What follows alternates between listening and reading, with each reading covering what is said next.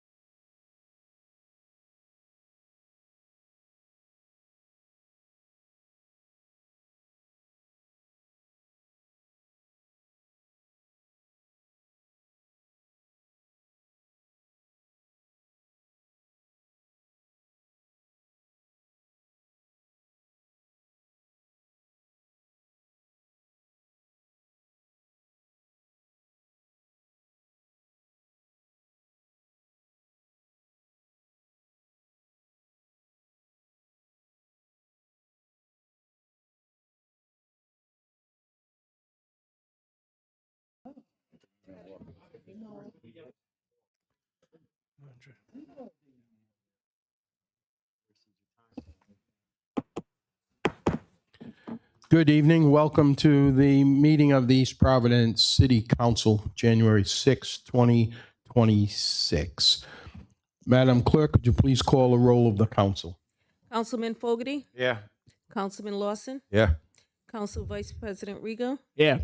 Councilwoman Souza, Council President Rodrick. Here, with the record show for members present, the quorum, Councilwoman Souza is under the weather tonight and indicated that she won't be able to make it.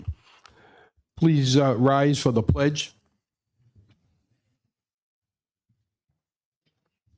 Pledge allegiance to the flag of the United States of America and to the republic for which it stands, one nation, under God, indivisible, with liberty and justice for all.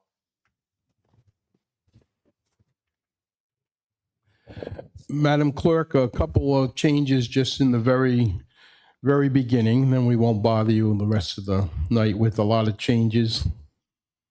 We will do the executive session at the close of our meeting. It'll still be public, but we'll meet in executive session at the close of the meeting. And right now, we do have some folks here on the agenda at the request of Councilman Rigo, and they also have a meeting of their organization later this evening. So as a courtesy, I'm going to ask without objection if we move them forward at this time. If you look at page 4, number 3, under council members, Madam Clerk, if you could just read that heading on page 4. Under council members, I believe it's number 3. Kimberly Ann Rockfield, Rumford Little League, Council Vice President Rigo. Council Vice President, you have the floor.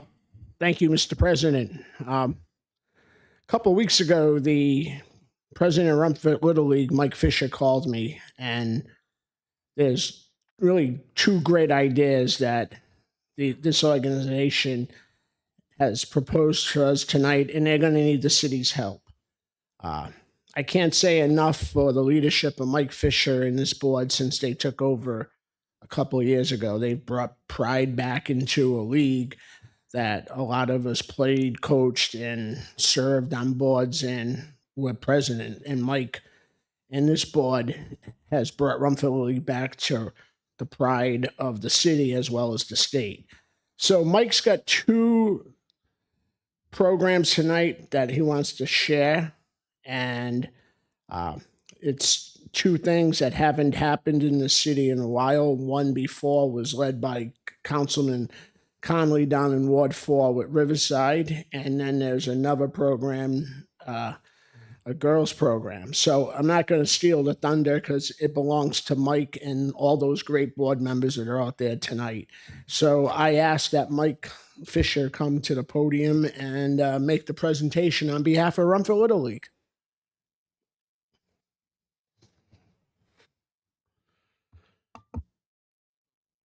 Michael, just push the button on that microphone there and just state your name and address for the record. All right. My name is Michael Fisher, 131 Roger Williams Avenue, Rumford, Rhode Island, 02916. Welcome. All right. Thank you to all the members of the council for allowing me to speak tonight. My name is Michael Fisher, and I am president of Rumford Little League, serving my 4th year in this capacity. Rumford Little League has formally voted to approve the addition of a new Challenger division, with approval also granted by Little League International. The Challenger Division is a Little League program designed to provide children with intellectual and physical challenges the opportunity to participate in baseball in a safe, supportive, and developmentally appropriate environment with a focus on inclusion, confidence, and joy. This division is very close to my heart and reflects the type of environment all youth sports should strive to create, one rooted in inclusion, encouragement, and the opportunity for every child to be celebrated. With the introduction of this division, we will need the city's support to prepare our facilities to safely and properly host children with intellectual and physical challenges. These improvements include handicap accessible walkways to all fields, upgraded handicap accessible restroom facilities, and batting cage improvements to allow us the opportunity to utilize those for all children. In addition to supporting our Challenger division, Rumford Little League is also committed to ensuring equal access and opportunity for the young women in our community through our growing softball program. Now entering only its second year, the program is expected to expand significantly this season. Unfortunately, because none of our current fields are properly configured for softball, our girls were forced to play all of their games away from our home complex last year. This meant missing out on the same on-site amenities, sense of community, and home field pride that our baseball players experience. To address this inequity, we are requesting support to adapt Sweeney Field by removing the infield grass so the field can safely and appropriately accommodate softball play. This improvement would allow our softball athletes to finally play at home, surrounded by their families, friends, and community, just as the boys in our league do. While Little League programs may, by rule, occasionally include participants from neighboring communities, the focus and primary beneficiaries of these improvements are East Providence families, and the investments being requested are in permanent public infrastructure that will serve the city for years to come. Every child in East Providence deserves the chance to play the game we all love. It is extremely important to me that we do everything possible to make these programs as inclusive and accessible as we can. The joy and sense of belonging we experience every time we step on the field should be extended to all children, regardless of race, socioeconomic status, religion, intellectual, or physical ability. Thank you again to the council for allowing me time to speak, and thank you to the city for your attention to this matter. Thank you, Mike. Any questions, comments from council? Council Vice President Rigo? Yes, Mike and Andre, this is your really biggest first task for Ward 1. So you have to be the point person here. So this is going to stay on this council docket until everything is completed. It's going to be one of my ongoing scenarios. Mike, do you have a target date as far as like the first practice, first game? You know, I know it's going to come up fast. So because we have to get these things done. Yeah, absolutely. Our practices begin April 1st, as they do every year. That's the first day of the year that the city allows us to use the fields. Games will begin April 13th, and we'll have our opening day ceremony May 2nd. So, Andre, again, I'd like to have a meeting with Mike, and he can bring people with him, like to have the council president, there. And if you need to bring Dan involved in this, we will. So we have the dates and everything and get everything done, ready to go. Sure. So why don't we exchange information tonight, get phone numbers and contact information? Obviously, DPW would have to be involved, a little bit of work here involved. And at your convenience, Mike, set up a meeting and we'll get the ball rolling. Thank you. You're welcome. Anybody else from the league that wanted to speak on this while you're here? You're all welcome to stay till midnight with us for the rest of the meeting if you'd like. Yeah. But other than that, thank you to the league, and thank you, Vice President, for bringing that forward. Absolutely. Supporting youth sports. All of us have either been players, coaches, or parents of players, and now we're in a position to take care of these youth sports. So I fully support you, Frank. Well, thank you. Obviously, I have a child who's autistic, and being involved in that program and everything, and being involved in the girls program a long time ago, both issues are near and dear to my heart. And the Challenger program isn't just for people in Rumford. As when Tim Connolly ran it down Riverside, it's for everybody. Yeah. It isn't just that you have to live in the boundaries of Rumford Little League. And then the girls program is something that should never have happened, and you can't go back and fix a wrong, but we can fix moving forward and everything. And the girls program was once the pride and joy of winning New England state championships, Eastern championships. So, and that the championships don't mean anything, but it's just a community affair. I saw a couple of games that they happened to play down at a men's softball field last year, and there's a lot of enthusiasm, and the coaches are, involved in it, and they've got the girls. So there's a good base for the girls program as well. So I thank the council for supporting this. Thank you. Well, and my final thought, especially with softball, it's that saying, it takes a village, because it helps the athletes in school. You know, those athletes at Martin, at Riverside, our high school, if they go on to Bayview, wherever. But it all comes full circle. All right, Sure, Councilman Fogarty. Before you lose your thought, go ahead. this is very easy. A lot of people don't follow Facebook, but there was an unfortunate. We know you do. Well, no, people call me. I got a wife that keeps me informed. Then I look at it. But Yeah. anyways, the unfortunate the unfortunate thing that happened was somebody deleted the Rumford Little League page on Facebook. So if anybody out there who was involved in the league in the past, who has pictures to bring back, the history of it, it was an unfortunate situation that somebody did, and again, you can't fix the past, but we can move forward with it. Thank you. Yeah, I wanted to add, I wanted to thank you for coming out. And Mike, I just talked to a little bit, but I also am a 40-year umpire too. And we won the districts. My daughter pitched right through the high school. I'm a Special Olympics volunteer. I do a lot of basketball and softball for free. But the point is that I'm happy that you brought this together. It's going to be some work. I talked to Mr. Borges. I guess that used to be a softball field turned into a baseball field, and a little bit of work cut out for us. But obviously, you guys care a lot to do this, and it's a lot of work from your end. And I'm supporting Frank in the field as best we can. I hope the city moves fast for you, because I know how fast that schedule comes up. So thank you. Thanks for doing it. Thank you all. Madam Clerk, could we revert back to the agenda? Proclamations and presentations. Number 1, East Providence Bicycle and Pedestrian Master Plan, Director of Planning, Keith Brines.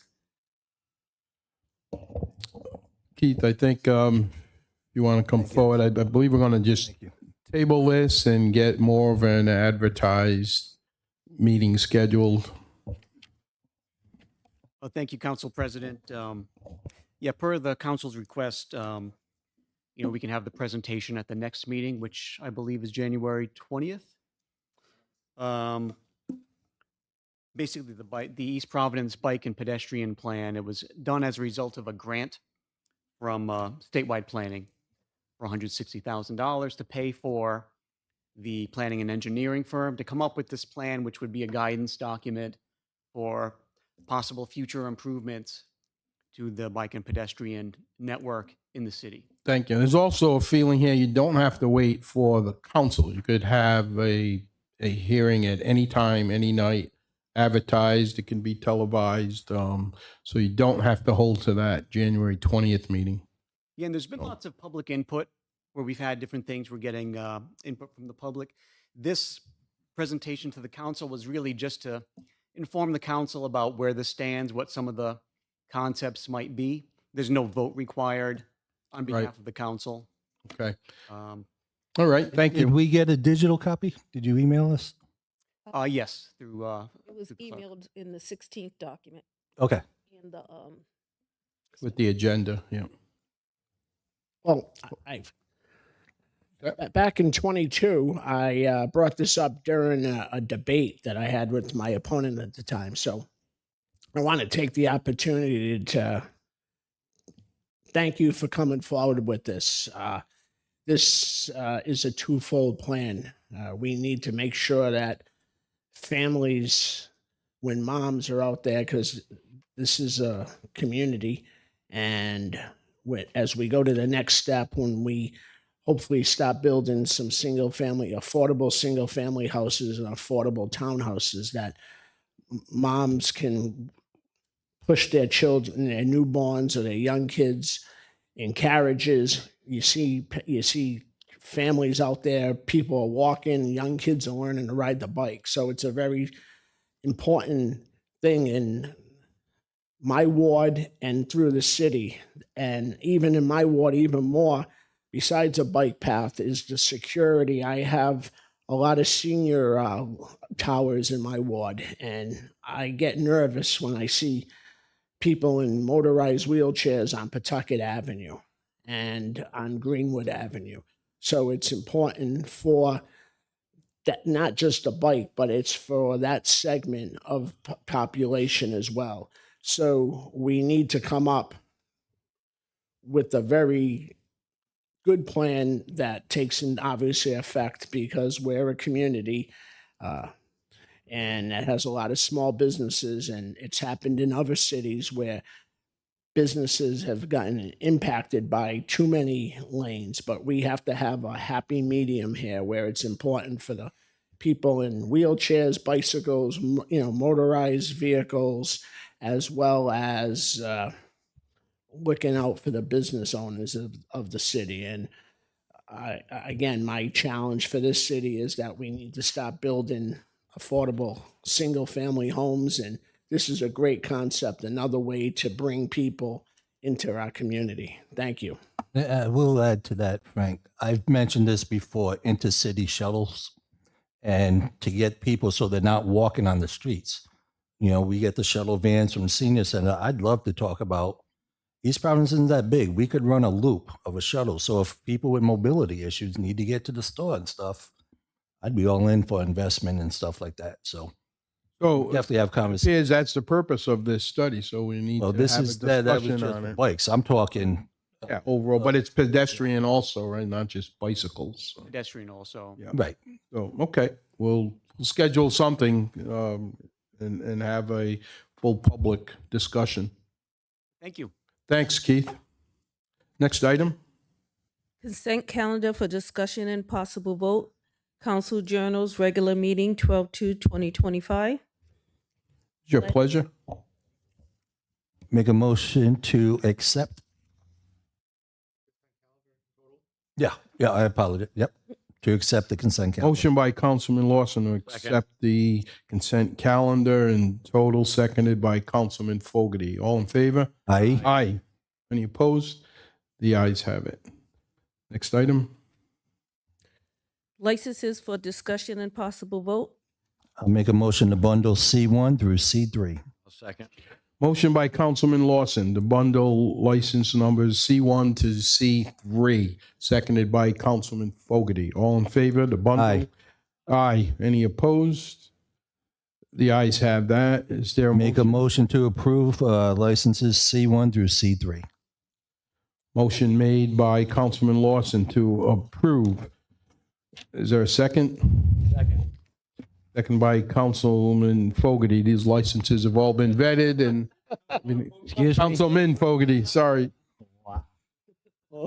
Sorry, Frank. Yes, we'll get it. Apology accepted, Mr. Wright. All licenses have all been vetted and received their approvals. All in favor? Aye. Aye. Any opposed? The ayes have it. Thank you. Next item. Communications, Sam Archer. Is this public comment or communications? Oh, yes, sorry. Yeah. Oh, that's okay. Comment.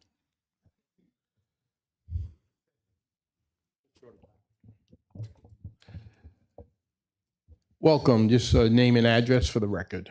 Yeah, I'm Sam Archer. I live at 184 Walnut Street here in Providence. Thank you. Yeah, and I wanted to comment on the request to remove the road diets on Willett Ave. And I just because also I thought that was an interesting juxtaposition with the item of the bicycle and pedestrian master plan. I just wanted to encourage the council to think of those road diets as part of that plan. You know, a safety measure in town that can be used as mobility lanes, not only for bicycles, but also, you know, for all different types of people trying to get around. Right now, in their isolation, they may not seem so effective, but when they're part of a network and they connect to other places, then they will make sense. So I would encourage you to look at the some of the maps in the presentation. They're very interesting. I think they show the outline for a very potentially useful network, and we should imagine this alongside of cars, public transportation, walking, other options, and see them as a positive thing. Great. No, good points. Thank you. Thank you. Appreciate your time coming out.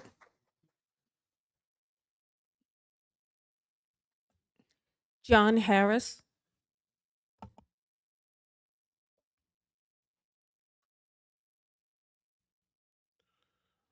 Welcome, John. Just name and address for the record. My name is John Harris, and I live at 25 Park Drive, Riverside, and which is right next to the basically Will Ave bike lanes. Which I will admit, when they came in, like a lot of us were a little confused, you know. But having talked to several of my neighbors, of course, I'm known as the bike guy in my neighborhood. They even admit that they kind of dig it. Like one guy can actually back into his driveway who lives on Willard Ave. My wife and I were walking to Shaw's and we were remarking about how much safer the sidewalks felt. So, there's bonuses to a lot of, removing some of the, car-based, defaults that we often fall into. So I find that the area is a lot more walkable. And also, my wife and I, we bought our house intentionally in Riverside because of how great the bike infrastructure in East Providence is. So I'm a huge fan of pedestrian infrastructure.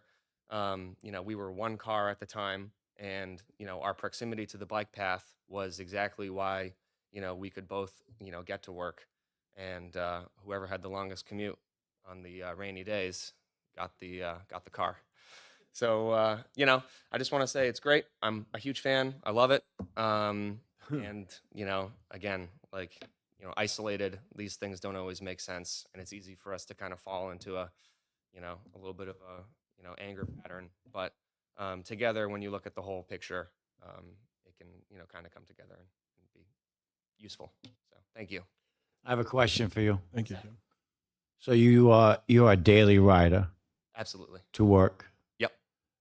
Do you see any safety issues since they've been put in that lane? No. None. No, I mean, it's like, we head down the Shaws all the time. There's been no issues in terms of, cars that we've, noticed. It seems like traffic is flowing, just fine. What's your travel from your house to work? How do you go? Well, I take the East Bay. Okay. But potentially I would be heading, like I might be moving my work. So I might be actually going very close to that area. Okay. Thank you. Yeah, thank you.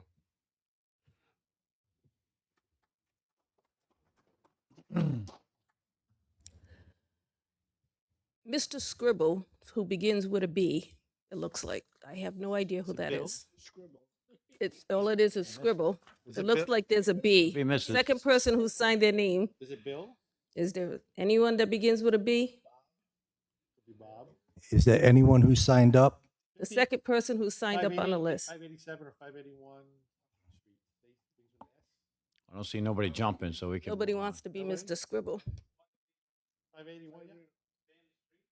Could be. That you?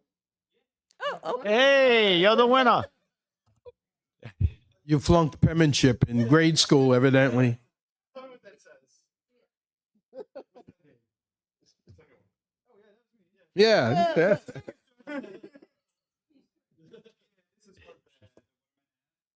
Sure. Just name and address for the record. Well, Is this for your license? Feel good? That's right. Oh, you're approved. You're all set, buddy. Okay, that's right. Yeah. Hey! 2026 on off his happy can.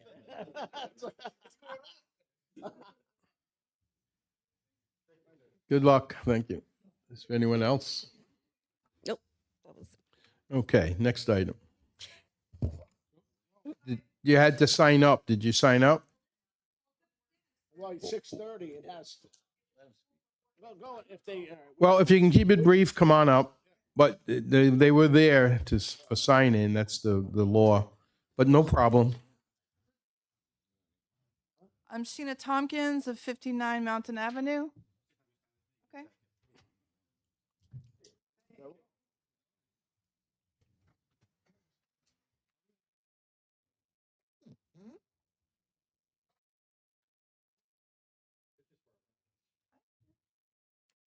Sorry, new to this. Welcome. Thank you. Thank you. I ride a bike. I don't drive a car. I think the Willett Avenue thing is really good. I've been there. It's not my usual route, but it really feels good. And primarily I would like to say, like, cars need to share the road if there's no place to go. And if you feel insecure, sometimes I do feel insecure, Pawtucket Avenue being the primary place that I feel very vulnerable. And I bump up on the sidewalk. And then when I see pedestrians, I get off my bike, or I go very slow. I walk it and apologize. I don't belong up there. But there's also new lines on Pawtucket Avenue. There's no shoulder. I have so many other points, but that's the primary one. Keep it going, build it more, like the man on Park Ave, like connect them and make it safe for everybody. In Riverside, I notice I'm also a bus rider. There's blind people taking the bus, elderly on walkers, people on canes. They need more safety and more support. Thank you. Just name and address for the record. Hi, yes, I'm Libby Merrill. I live at 57 Fairview Ave. And I also wanted to speak tonight in favor of more bike infrastructure. I'm disappointed that the council asked to push the presentation on the bike and pedestrian plan. That's very exciting. And I will say too that the future of any thriving city is multimodal transportation. So not just a city that is locked into car transportation. I know the state unfortunately has not funded RIPTA to the level it needs to be funded, so we need better bus service. I like the idea of a shuttle, an intercity shuttle. That sounds awesome. And that includes active transport like biking and walking. And so anything we can do to encourage the safety of bikers and walkers and get more people taking short trips in active transportation modes rather than driving short trips, there's no place to bike at all on Pawtucket Ave. I actually am pretty impressed that you're biking at all on Pawtucket Ave because it's actually illegal in East Providence to bike on the sidewalk, and there are no bike lanes in a lot of places. And so where would you bike? There isn't a place. So I'm excited about Willett Ave having a bike lane. I'm hoping it can be connected in a logical way to Crescent Park Ave or whatever, because you could go from the Barrington line to the carousel or to the bike path. If those two could be connected. And I was over at Navigant Credit Union about 3 times last week, sitting in one of those offices looking out at the Willett Ave bike lane, and there was nobody, no confusion, no traffic, either car traffic or bike traffic. So thank you. I'm glad you agree with what I said earlier, but to help us, I think you're a smart person. You understand that Pawtucket Avenue is a state road. So what you need to do for that aspect to happen, for anybody biking and again brought it up 4 years ago already, you need to contact the state senators and state reps, because this body right here, we cannot do anything on Pawtucket Avenue. That's control. We can ask for it, and we can, but we're just like you. We're no different than you. That's the way they treat us. But the more people they hear, they listen. Well, fortunately, the master plan that's been created includes Pawtucket Ave as part of that plan, and also Veterans, which is also a state road. And we have a beautiful bike path, and there's no way to get to it from the neighborhood. As a resident of East Providence, it's very dangerous to try to get to the East Bay bike path. And the state plan includes that. So hopefully we get to all be in a meeting together where we see the state plan, the master plan. Thank you. And that's why you said something about council pushed this off. We did not push it off. This is a pretty big document that's pretty impressive, and we just got it. Couple days. We got it Saturday morning. Yeah. So, we like to, at least I'll speak for myself, I like to make sure I see it and read it and understand it so I can answer questions of the public. So we're going through that now. That's why we want to have a nice meeting or hearing where everyone can say whatever they want to say, but we want to know what it's about so we can look like we know what we're talking about. That's all. No one's against anything. But next. Hey there, y'all. Good evening. I'm San Chappelle. I live at 24 Dartmouth Ave in Riverside. My comment is also about the road diet, which I think is a step in the right place, and where we join these things together in the long term is super important. Um, I participated in the community outreach for the plan. I sent in some emails. I sent in some pictures. I went to one of their outreach things where they had people putting bulletins on them. And I'm looking forward to seeing that also. What I will add about the Pawtucket Avenue situation is that most people who ride bikes, I grew up riding a bike. I commuted for a bike. I don't currently commute for my bike choice. I use my bike for pleasure right now. But I have a lot of friends who do use their bike for commuting.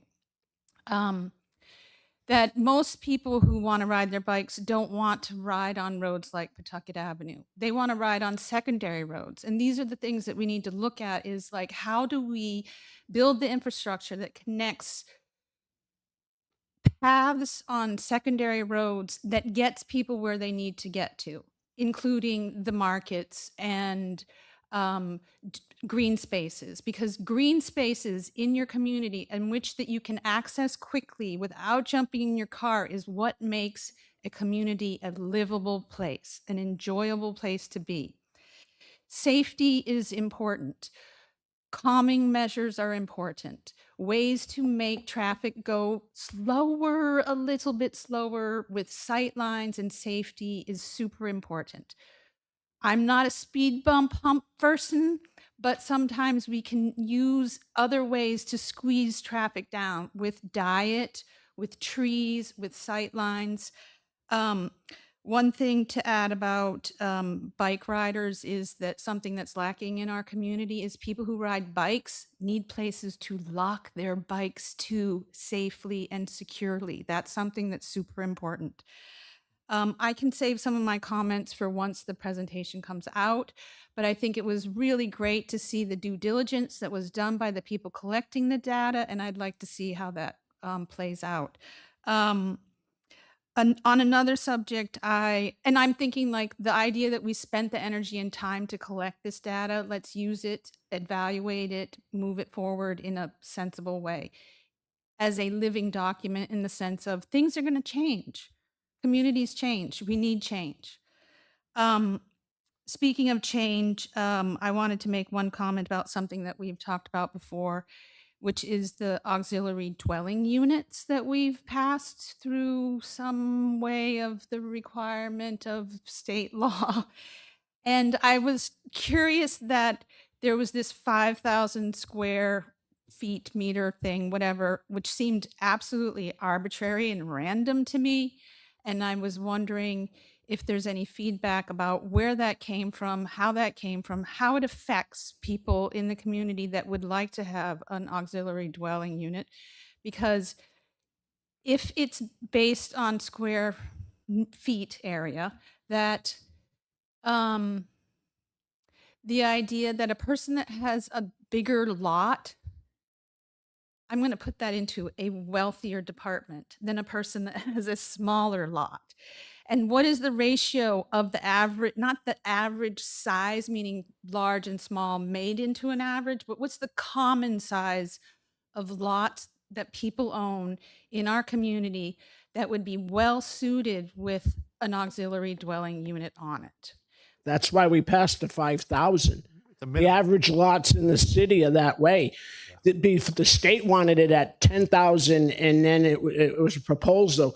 We made it so that basically every lot in the city of East Providence can have an auxiliary unit. If we kept it at 10,000, if we kept it at where the state was or anywhere else, you talk about going into you use the word, financial or people with more money, then we would have been isolating everybody else.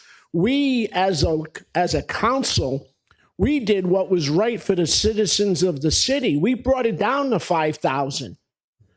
That's where you have to be. And you can always it can be 5,000 and above. 5,000 is the average in the city. We help the people of the city. City solicitor has a So comment. I just want to correct the councilman. It's Yeah. actually 20,000 It square was feet. 20, yeah, the state was 20. We took it from 20 to 5. I did follow that, but Yeah, so we're being progressive. We're being leaders in the state. We didn't keep it at 20. We brought it to 5. So almost every single, and there's very few that are small than 5,000. And you look at Ward 2, where we are right now. So we did what people have been asking for. We gave everybody the opportunity. We could have gone to 20 if we went the other way. You have a great question, but we took it from 20 to 5. That's like there aren't too many lots in the city that you can't build an auxiliary unit on. So I'm grateful you're following it. I'm grateful for the action, but this council has been nothing but user friendly for housing, for secondary housing. And again, I brought up about tiny houses back in 2022, and I know what we need to do. But 5,000 square feet, we're not being snobs at all. We helped everybody in the city. All right. You can always apply for a zoning variance too. And I have to just, we're running with the time limit here, and this is not an agenda item, so I know the solicitor is looking at me, so I want you to make some closing comments. no, that's fine. I understood. I followed the thing. I was wondering, it seemed very arbitrary to me for 5,000. I'm thankful that it's less, but maybe I don't know the facts of the. It wasn't arbitrary. No. It was based on like the average size lots throughout the city. Right. Thank you for that. And at the result of a lot of public input and hearings and meetings, We could- wasn't just done, We can certainly have the planning department provide you with those numbers as why we went to the 5,000. We do have a census of what the average lot size in East Providence was, and that was one of the motivating factors. Because And if I remember, didn't the city say 7,500 and we brought it back down to 5? The city wanted 75. We brought it down to Okay. 5. All right, we're good. Next item. Council members, number 1, request to remove road diets on Willard Avenue. Councilman Lawson. So let me be very clear here. I'm looking for the diets. The bike lane's there. We're not asking for the bike lane. I have overwhelmingly been hearing from people of near misses because when you come around the corner and you're coming in, it's such a sharp merge that it's causing people to get nervous. So this is not anti-bike lane. If you want to know, the bike lane on Crescent View Ave, that was from me. I'm not anti-bike. I'm pro-bike. But I'm also the representative of all of Riverside. And overwhelmingly, people have been reaching out to me saying, Rick, I almost had another near miss the other day. And I get things take time, but there's a bike lane and there are 2 wide sidewalks as well. So I'm not asking to take away from that. I am all in favor of bike lanes. I want to start talking about First Avenue, going from the Redmond Bridge to get to the bike path over near the 133 Comedy Connection. That we definitely need to address. We need to get from the center of the city, the Kent Heights area and stuff, into the bike path, into the bike lane. Fully support it. But these diets are not needed in Riverside. And overwhelmingly, I am getting calls and emails about them. So this is not us being anti-bike lane. And I will meet with all you guys anytime you want to discuss your concerns, anything you want, because we're on the same page with just a little couple tweaks here and there. So I had requested, Andre, a couple weeks ago that you look into that. Have you reached out to RIDOT yet? So again, this is not about anti-bike, because the bike lane, I'm not asking to remove it. We could even put up those little poles that can create a little bit of a barrier if people are nervous, but we should go back to 2 lanes there. There was never a traffic problem. There was never any incidents that necessitated the need for these diets. So that's all we're doing here. We are not saying we don't want any bike lanes throughout the city. Just we want those 2 removed and put back into 2 lanes on Willard Ave. So a couple of weeks ago, I emailed Andre, and can I get an update of where we are with that? Could I just interject, and Andre, while you're still, you're becoming a veteran, but you're relatively new, I'm sure, to a lot of people who may be first time viewing a meeting. So if you could just identify yourself and your title with the city. Of course. Good evening, everyone. My name is Andre Herrera, Director of Policy and Constituent Services for Mayor De Silva. Thank you, Councilman Lawson, for bringing this to the floor. And as per our email, we had requested that RIDOT take a look at Willett Ave. And the mayor and I have gone out there. We've talked to constituents. We gone there during peak hours and at all hours and have not seen some of the congestion that others are reporting. And the mayor is in favor of this change overall. However, some neighbors have expressed concerns on the irregularities of the speed limits. And we took a closer look, and we have RIDOT. They have informed us that the Office of Safety and the Development Project Manager is looking into our request to have those speed limits be more uniform. They go from 30 to 35 to 30 to 25. So it doesn't really make that much sense. And we also... That's not the issue, Andre. The road, you're saying Bob De Silva is refusing to request those road diets be removed? So we've requested changes and a review from RIDOT on the issue of speed limits. And that's not the issue. Well, it's the merging of the diet. So, and also the yield, some of the roundabouts, those need to be switched. But the mayor is in favor of the road diets. Okay. I will let the folks in Riverside that have been overwhelmingly asking, and I'll tell them Bob De Silva said no. We're in favor Thank of you. road diets. And we are addressing valid concerns from the public on the topic of speeding in the area and the right-of-way changes. So we have RIDOT looking into those changes. But we do not want to dismantle the bike lanes. Thank you. Thank you. Thank you, Councilman. Next item. Request for update on Oldham project. Okay, so this project's been, what, 3 years? Is there an update where we're at with Oldham? You had mentioned in an email bidding. What are you bidding for? We've already said we're not going to sell the property. So we're not going to sell the property. And we're not going to put apartment buildings on it. So I appreciate you bringing this agenda item for discussion. So let's wind the clocks back. 2013, the Oldham School shut down. Andre, all due respect, we don't need the history. So in 2022, the city acquired it. We've invested ARPA funds, Mm-hmm. capital improvement funds, to get the property repaired. And there was a leaky roof and some updates we've made. And then last year, we had a consultant come and do a feasibility study to look at the possibility of getting someone to invest in the property. And that feasibility study has now concluded. And so now what we're It wasn't to invest in the property. Well, It was what is needed to get the building up to speed. right. And it needs about $24 million. Bullshit. Well, this is what the feasibility study says, and you can. Because that had all website. kinds of extras built in. Councilman, with all due respect, all this information is public on our website. Yeah. And you can check it.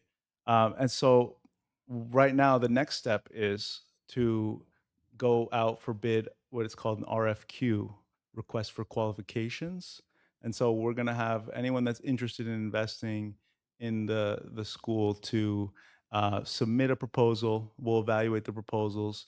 And our consultant has said that there is interest in investing. What do you mean by investing? It's a city-owned building. Yes, we would lease it to them, to any developer that meets our qualifications. So we're going to send out an RFQ, and any developer that meets our qualifications, we'll have a discussion with them so that we can move forward with. So the plan was community space up front, the recreation with the gym, everything, and you guys are trying to push it into a housing project.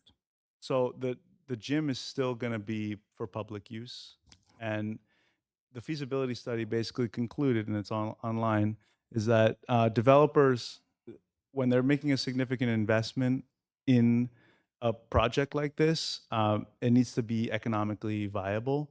And so that's why there's a For the investor.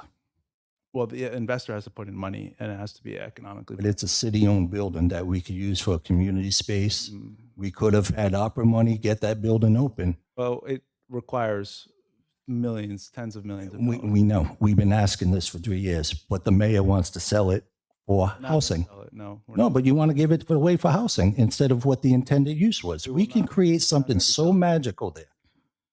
We are Combine that with the Providence Ave playground, everything going on, we could create such an amazing quality of life building for the arts, for everything else. But the mayor wants to shove the housing down there against the will of the majority of the people down there that are freaking out.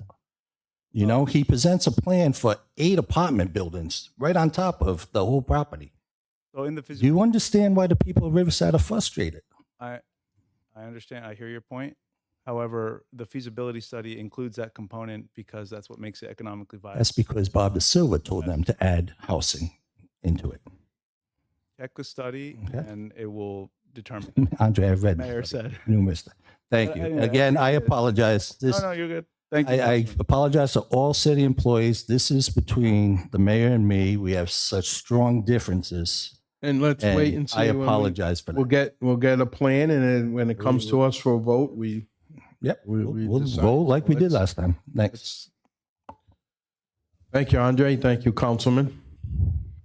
Final revenue for fiscal year 2025, Council Vice President Rego. Yes, I was looking for an update to see where the revenue ended at the fiscal year that ended on October 31st of 2025. I don't know if Andre has any information on that as far as where we are with final numbers with the last fiscal year. Oh, Councilman, I'm sorry, Councilman. I don't mean to interrupt Andre, but we did have a staff meeting today about that. So just so I understand, and we met with the finance director. So you're looking for what the fiscal year ended with as far as a surplus or a deficit, correct? Correct. Yes. And the finance director says she can't give us those numbers until we get through January, because obviously some bills come in late and whatnot. So we should have a better number by the end of January. All We right. have to get to at least 1 month in. All right. So best thing is the first meeting in February. Then I I would think so. Yeah. Yeah. We'll get We'll you put those it on numbers. that. All right. Thank you. They're available. I mean, there's some bills that lag, and they got to do the final accounting. Yeah, like There's not every like your bill. bill hasn't come in My yet. bill hasn't come in yet. Actually, I think they're behind for Yeah, November. so I know that. So all right. So Thank shoot you. for February. Okay. Thank you. Thank you, Councilman. Target dates on purchasing TANs, Council Vice President Rego. Same. This is it's supposed to be for this fiscal year. As we know, with our budget being off, that we have to borrow money with the state, and with interest rates dropping, I'm just asking if we have an idea like when the TANs are going to be purchased. If we could hold off for maybe another Fed drop in the interest rates, it benefits the city. Yes. Well, yeah, thank you for bringing this to our attention, Vice President Rego. I spoke to our finance director, Glenda Delgado, and she says that the issuance of TANs is determined by the city's cash flow requirements. Historically, this has occurred during the first quarter of the calendar year. We do not anticipate any deviation from that pattern. However, it is not possible to establish a specific target date right now, as the timing depends on when the city needs to supplement its cash position. So that's the update we have right now. So till the 31st of March, then is, yeah. Okay. I think the Fed is meeting. I think in February. I think they're Yeah. meeting again. Yeah.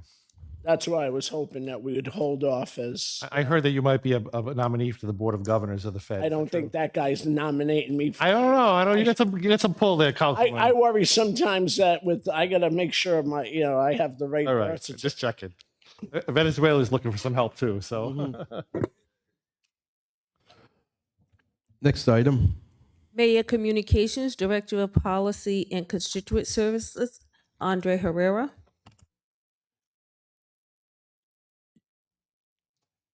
You might as well stay right there, Andre. Understood. Good evening, members of the City Council. Just Just wanted to bring some reappointments to your attention. We're going to reappoint Maria Lucci Stoddard and Elaine Gonsalves to the East Providence Housing Authority for a 5-year term. The effective date is listed there when their terms had expired, and that's where the 5-year term will be reinstated. And so we have a couple announcements. Happy birthday, America! 250th commission. The mayor signed an executive order. This was going to be brought to you at the last council meeting, but it was canceled. An executive order establishing the city of East Providence Semi-Quincentennial Commission to commemorate the 250th anniversary of the Declaration of Independence. I thought we already did that. Didn't we create? This is a commission, though, I think that's planning. I know some of us have been invited, planning the activities. All right, so we're doing two separate things?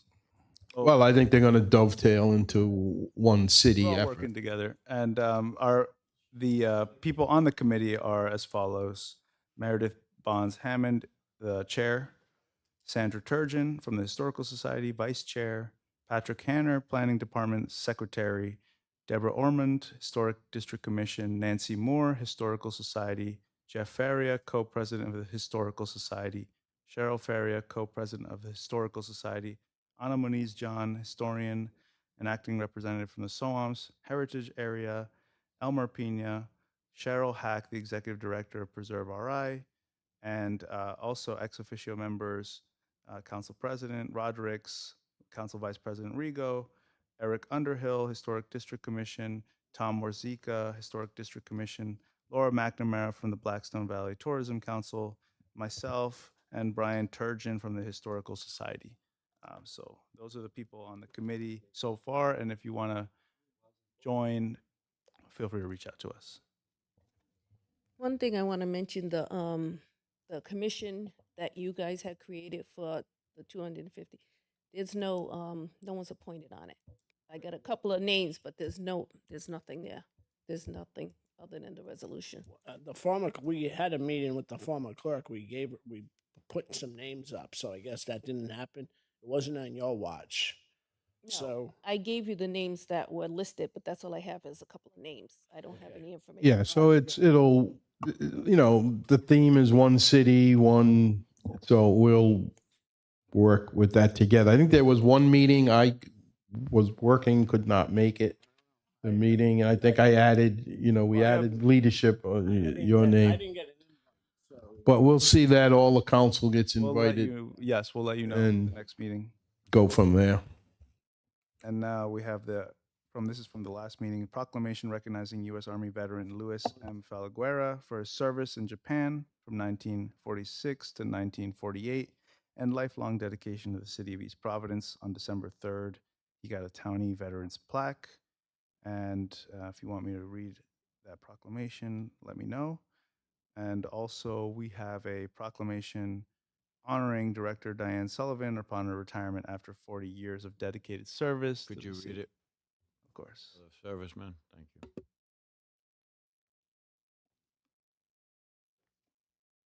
All right. Luis M. Falaguera. Whereas Luis Falaguera was born on May 23rd, 1928, to Anna and Ralph Falaguera, and has remained an East Providence resident his entire life. Whereas Mr. Falaguera attended East Providence High School starting in September 1943, where he excelled in baseball. And whereas in 1946, at the age of 18, Mr. Falaguera enlisted in the United States Army stationed in Sendi, Japan. And whereas upon an honorable discharge, Mr. Falaguera returned to East Providence High School as he promised his mother to graduate in June 1948.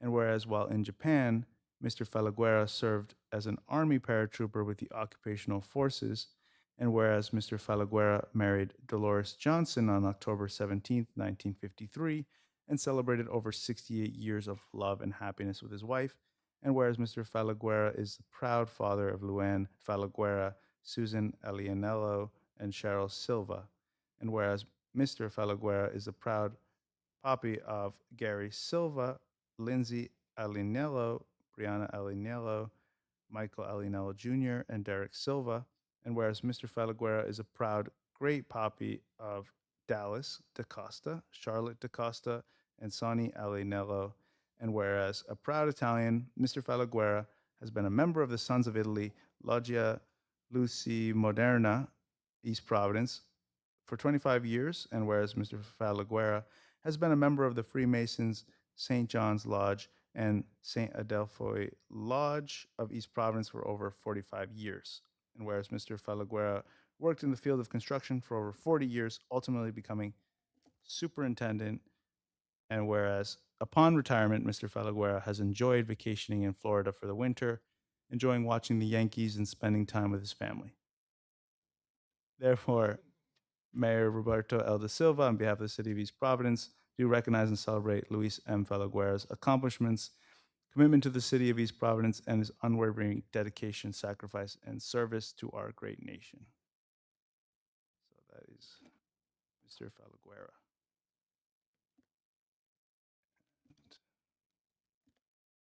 And I believe, did you mention yet that we had the change in the recreation department? Yeah. And Yes. you're going to do that now? Okay, before I comment on that, I'll let you announce that. So we have a proclamation here honoring Director Diane Sullivan upon her retirement. 40 years of dedicated service to the City of East Providence. If you want me to read that, I can read that. I don't think you have to read that whole thing. I think the city is so familiar with Diane Sullivan, and I'll take this opportunity to, again, for newcomers to council proceedings, these are not appointments that the city council makes by city charter. These are mayoral appointments, and in most cases do not require our confirmation. There are a couple that do, but these do not. So we're reading the information, getting the information from the administration. In the case of Diane Sullivan, I'm sure she's only the second director of recreation that East Providence has had. I mean, our first one was Joseph Crook, who retired, and then, Albert Curdy. So, okay, I'm sorry, she'd be third.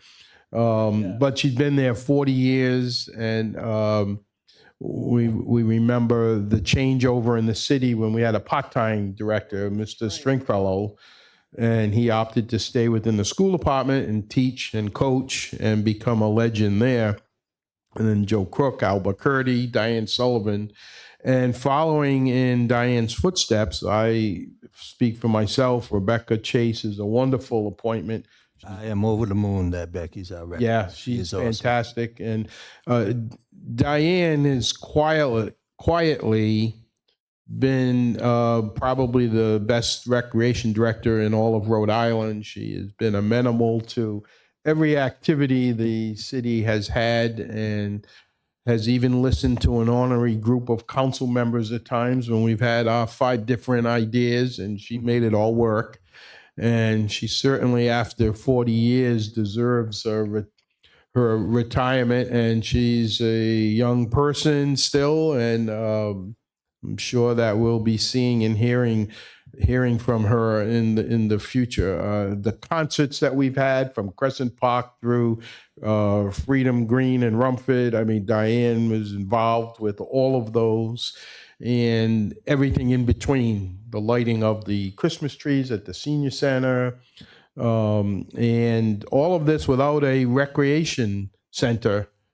Physically, she's worked out of here, City Hall. She's worked out of the senior center, Sweet Briar building. So now, hopefully, when the new center is completed, she can come back, and we'll have a ceremony for her. As you said, Councilman Lawson, Becky Chase is the obvious choice. Becky, if people recall, we had an old rec center down the old Riverside Junior High that Becky ran, and she was awesome.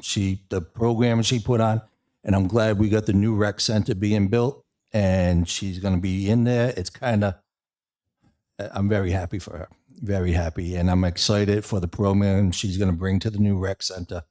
And congratulate, and Diane was awesome. She was the quality of life she brought to the city from not only that, the summer camp program. Right. You and I remember each individual playground used to have a summer camp that you just walk in your neighborhood to.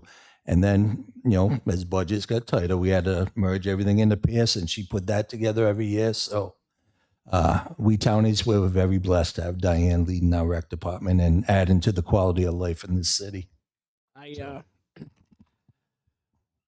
want to say a little bit about Diane. First of all, I just want to thank you, Council President, for saying that she's young, since Diane and myself are college classmates. So He looks young anyway. I don't know take about that you. well, but Diane basically started, as a counselor at one of the playgrounds and worked her way up, and she ran Riverside. And what people don't realize too is she was like the glue at Heritage Days. Alba with the concert, with the dealing with the bands and everything. But Diane, for 3 nights, had to watch over all the rec kids that were critical to the success of that program. And Diane had that scheduled down, and everything worked like clockwork. When this person had to go from point A to point B, and then she just continued to rise up. And it's that tradition that, Diane's a townie through and through.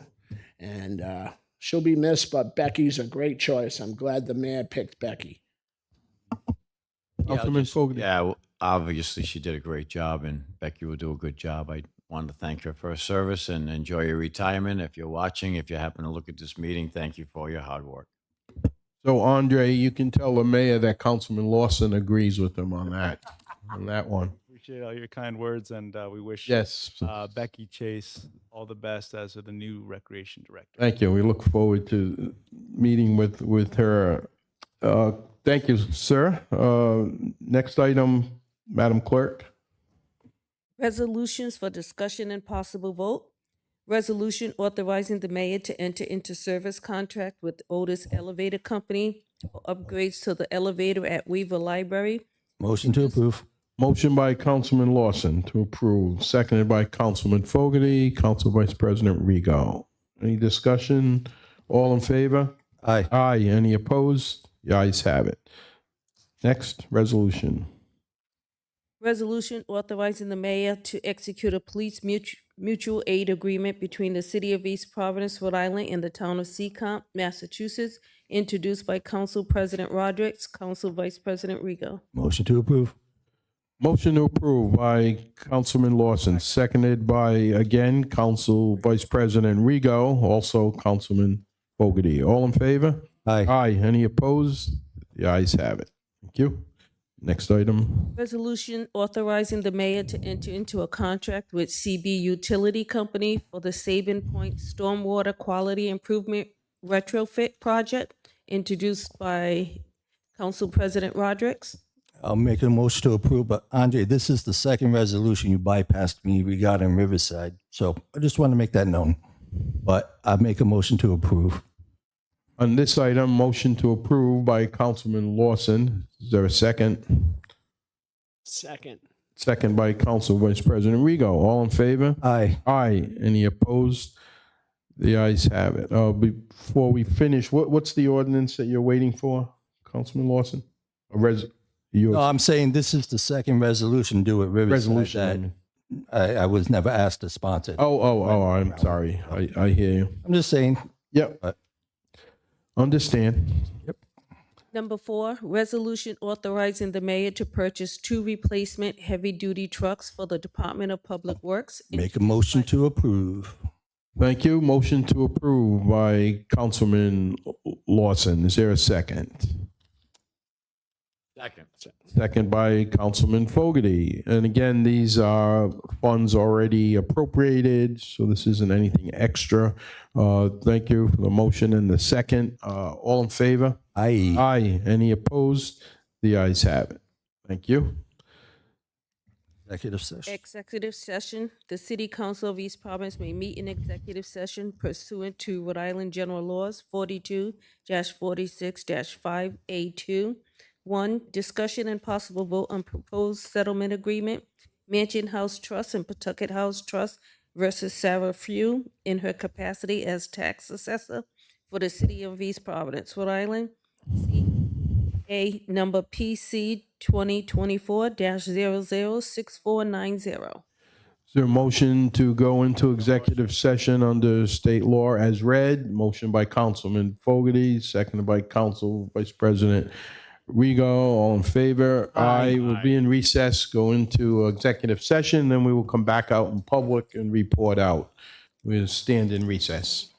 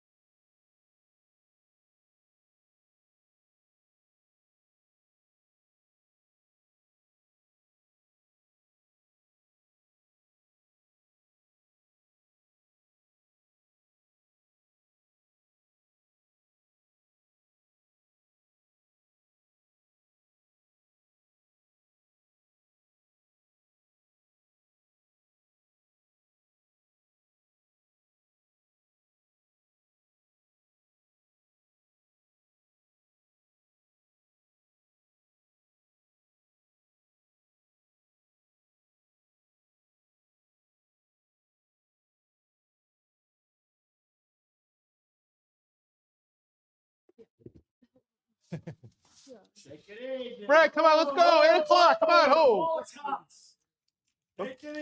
I gotta go home. It's icy out there. Already, huh?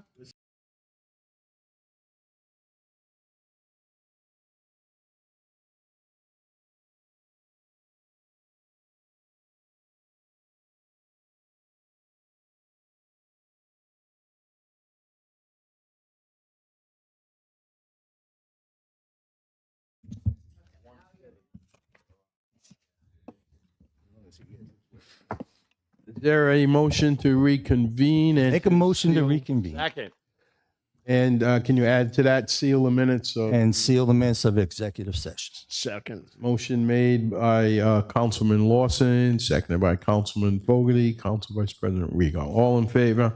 Aye. Aye. Motion to adjourn. Hold on now. Oh, sorry, that's- Solicitor can report out on the executive session. Thank you, Council President, Council Vice President. So just in the executive session, the council met to discuss a proposed property tax agreement, which they did vote 4-0 to approve.